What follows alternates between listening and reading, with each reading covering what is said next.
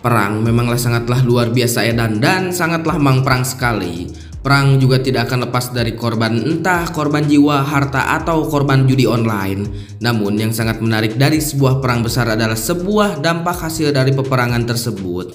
Jika kita berbicara dunia One Piece, maka tidak akan lepas dari namanya perang besar atau perang akbar yang sudah diramalkan. Orang yang berbicara dengan sangat gagah dan tangguh penuh dengan getih alias darah adalah siapa lagi jika bukan si Abah Shirohige yang berbicara bahwa perang itu akan terjadi kepada si Abah Sengoku. Perang tersebut memanglah nyata, begitupun dengan harta karun yang ditinggalkan oleh Raja Bajak Laut yaitu Roger. Yang cukup menarik dari ucapan Shirohige adalah bahwa si Abah Sengoku keringat dingin ketika mendengar ucapan tersebut. Saya berpikir bahwa perang tersebut memanglah benar. Tidak mungkin jika perang tersebut tidak nyata. Jika tidak nyata, lantas mengapa si Abah Sengoku sampai keringat dingin karena bohol-bohol? Ini menandakan bahwa hal tersebut memanglah benar adanya. Si Abah Sengoku adalah segelintir orang dari zaman baheula atau dulu. Kemudian jika kita berbicara hal tersebut, yang sangat menarik adalah apa yang akan terjadi setelah perang terbesar di dunia ini terjadi. Kemudian hal apa saja yang akan terjadi setelah lengsernya Raja Firaun dunia One Piece atau Im Sama. Namun ini semua hanya teori, kalian dengarkan dan kalian simpulkan, kemudian tambahkan jika ada kekurangan.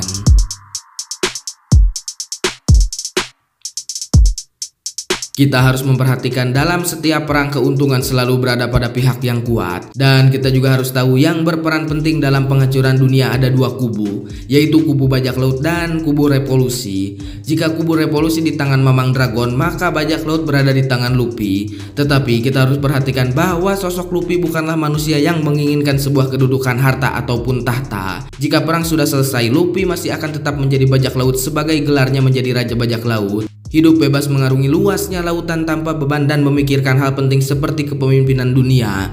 Maka di sini yang akan terjadi pemerintah dunia adalah di kubu Dragon yaitu Revolusi. Namun kita harus memperhatikan dalam setiap hasil harus dibagi rata, entah harta ataupun sebuah wilayah. Kita tahu bahwa di dunia ini ada beberapa kaisar lautan atau Yonko. Tidak semua bajak laut adalah orang baik ataupun orang suci. Contohnya adalah krokodil yang berbisnis di PT Bagi Delivery Sejahtera. Hal tersebut menandakan pengiriman apapun bisa dilakukan dari penjuru dunia lewat perusahaan tersebut. Selain barang resmi, Bagi juga mengirimkan sebuah senjata dan keperluan yang lainnya. Saya di sini berpikir jika hal tersebut tidak ditutup, maka akan seperti kehidupan nyata. Kita akan melihat bahwa ada angkatan laut yang di bawah naungan pasukan Revolusi.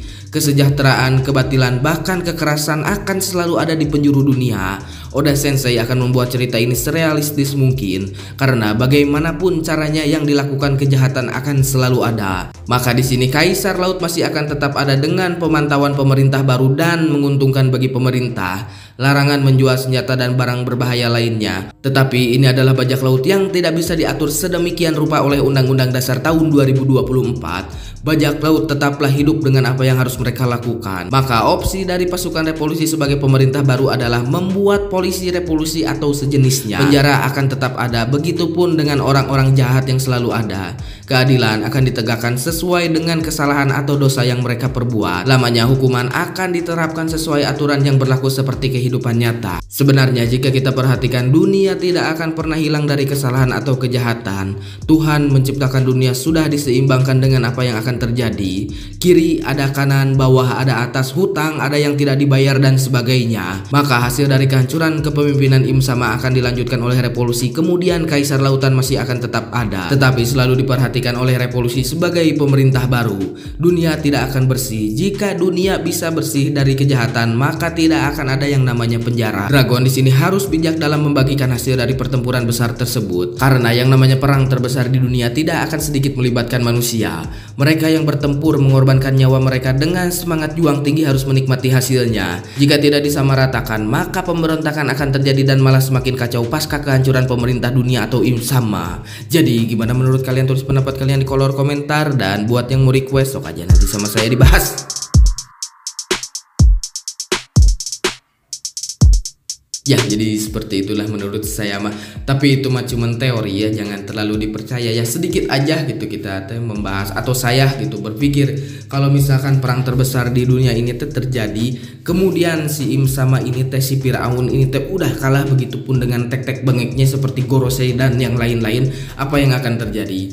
Nah kan di sini kan ada dua kubu ya, revolusi sama bajak laut. Kalau bajak laut diwakilin oleh Luffy, kalau revolusi mah udah jelas gitu sama Mamang Dragon. Tapi di sini sebagaimanapun si Luffy bertarung menghadapi musuh yang sangat kuat atau banyak mengalahkan musuh, tetap si Luffy mah tidak akan menjadi anti pemerintah gitu, tidak akan ikut-ikutan soal mengatur-ngatur dunia gitu. Luffy tetaplah Luffy gitu. Beda dengan yang lainnya. Memang tujuan dari awal mah si Mamang Dragon ini ingin menghancurkan pemerintah dunia dan ingin membenahi apa yang terjadi di pemerintahan gitu. Tapi kalau misalkan udah menang, si Luffy mah akan mengarungi lautan dan menikmati hidupnya, makan sebanyak-banyaknya dan melakukan pesta dimanapun dia inginkan gitu menurut saya mah. Tapi ya kalau misalkan pasukan revolusi mah ya emang udah tujuan dari awal seperti itu gitu. Tapi yang jadi masalah di sini kan ada kaisar lautan gitu. Kalau misalkan sekarang kan si Luffy, si Buggy krokodil pokoknya mah, si Tits dan satu lagi si Akagami. Kalau misalkan si Tits kalah atau tewas, otomatis kan sisa si Buggy, Luffy sama si Akagami. Kalau si Akagami tidak tewas atau ya lah maut gitunya si Akagami, otomatis kan sisa 3. Tapi kan di sini kalau misalkan si Buggy, si krokodil dan si Mihawk ini membantu perang besar gitu ya, tidak mungkin gitu menurut saya orang sekelas si Buggy ini tidak terlibat dengan perang terbesar di dunia, apalagi perang terbesar tersebut melibatkan si Akagami gitu. Kalau misalkan perang ada si Akagami, jelas si Buggy ini akan terlibat, sedikitnya akan terlibat gitu. Apalagi sekarang di bawah naungan si krokodil dan si Mihawk. Sangat menarik sama menurut saya mah. Dan di sini tujuan utama dari pasukan revolusi memang kan ingin membuat pemerintah baru dibenahi gitu si pemerintah teh. Nah ini yang ikutan perang-perang kayak si Buggy dan yang lain-lain kayak Bartok Club juga pasti harus dibagi rata juga gitu hasil dari peperangan tersebut, entah sebuah wilayah atau harta ataupun kedudukan dalam pemerintahan baru gitu menurut saya mah. Jadi kalau misalkan nggak dibagi rata akan menimbulkan kejahatan yang berikutnya. Contohnya ya ini mah contohnya seperti di film Naruto gitu. Di film Naruto kan tetap kejahatan masih akan tetap ada. Kejahatan masih akan tetap ada. Tapi kalau misalkan di One Piece mah kan emang bajak laut mah memang lebih luas gitu. Kejahatan kecil-kecilan mungkin tetap ada gitu. Kalau kejahatan besar mah mungkin sudah ditangkap sama si Dragon atau pemerintahan yang baru. Cuman di sini menurut saya mah harus ada polisi militer dari pasukan revolusi gitu. Tapi kan ngaran lagi hirup gitunya, pemerintahan dunia juga sebaik apapun pasti ada orang-orang yang jahat seperti yang dilakukan sama si pokoknya angkatan laut yang bekerja sama si Arlong gitu menyetorkan uang, otomatis kan si angkatan laut itu korup gitu. Tadu dia mah tidak akan sebersih itu gitu. Oda Sensei akan merealistiskan pemerintahan ini akan seperti apa kalau misalkan kalian sadar tetap masih ada yang buruk dan tetap masih ada yang baik. Dunia mah akan tetap seimbang gitu. Kalau misalkan yang baik semua, nggak akan ada orang baik gitu. Kalau misalkan ada orang kaya terus kaya semua, tidak akan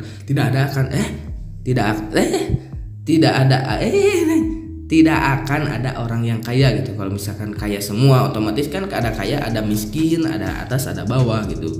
Nah menurut saya seperti itu. Tapi kalau misalkan pasukan revolusinya membagi ratanya, mudah-mudahan tidak akan ada pemberontakan seperti yang lain-lainnya kan.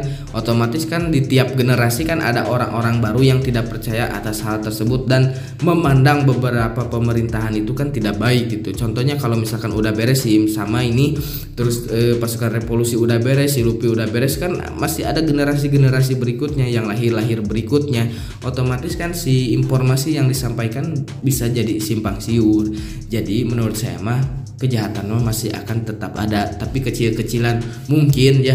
Dan sebenarnya mah nggak akan tamat-tamat kalau misalkan menuntas kejahatan kecuali kiamatnya.